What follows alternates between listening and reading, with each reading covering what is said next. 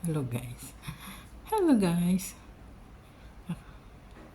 Ganon ang intro. Ito yung fruits for this week. Avocado. And then pears. And then mango. Philippines, sabi ni Amo. Philippine.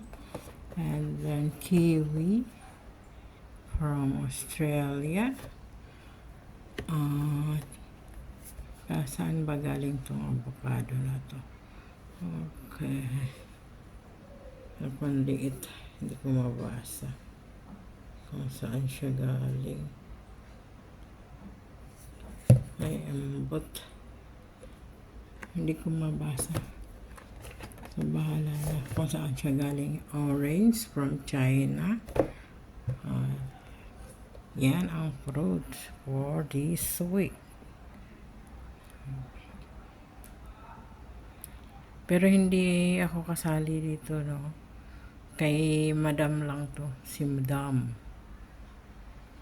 Si ano naman, si babaeng alanganing babae, alanganing lalaki. Hindi rin kasali dito. Bumibili yun ng sarili niyang prutas. Para lang ito kay Madam. Okay. Yun lang.